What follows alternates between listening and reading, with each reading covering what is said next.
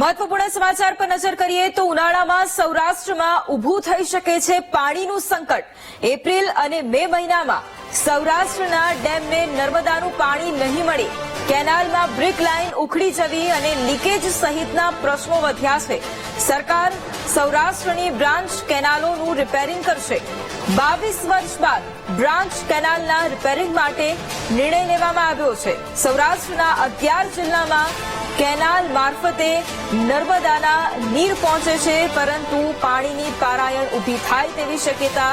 સૌરાષ્ટ્રમાં પાણીનું સંકટ ઉનાળામાં ઊભું થઈ શકે છે। એપ્રિલ અને મે મહિનામાં સૌરાષ્ટ્રના ડેમને નર્મદાનું પાણી નહીં મળે, કેનાલમાં બ્રિક લાઇન ઉખડી જવી અને લીકેજ સહિતના પ્રશ્નો વધી રહ્યા છે।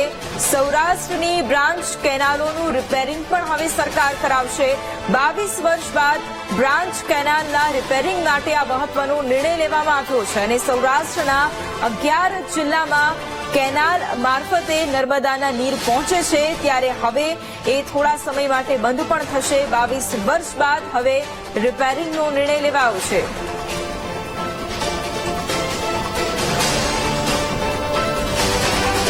ઉનાળામાં સૌરાષ્ટ્રમાં પાણીનું સંકટ હવે ઊભું થઈ શકે છે। એપ્રિલ અને મે મહિનામાં નર્મદાનું પાણી નહીં મળે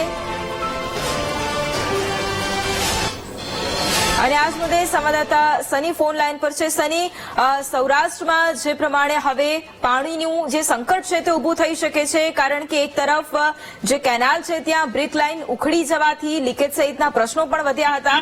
હવે તેની રિપેરિંગની કામગીરી પણ હાથ ધરવામાં આવશે, એટલે સૌરાષ્ટ્રમાં પાણીનું સંકટ ઊભું થઈ શકે છે। શું વધુ માહિતી? જે રીતે વાત કરવામાં આવે, રાજકોટ સહિત સૌરાષ્ટ્રમાં ઉનાળા દરમિયાન મોટી પાણીની સમસ્યા સર્જાઈ શકે છે, કારણ કે 22 વર્ષ બાદ રાજ્ય સરકારે મહત્વનો નિર્ણય લીધો છે। સૌરાષ્ટ્ર બ્રાન્ચ કેનાલને રિપેરિંગ કરવાનો નિર્ણય છે તે લેવામાં આવ્યો છે, કારણ કે નર્મદા કેનાલમાં વારંવાર બ્રિક લાઇન ઉખડી જવી, સ્ટીપિંગ અને લીકેજના પ્રશ્નોનો નિર્ણય છે તે લેવામાં આવ્યો છે।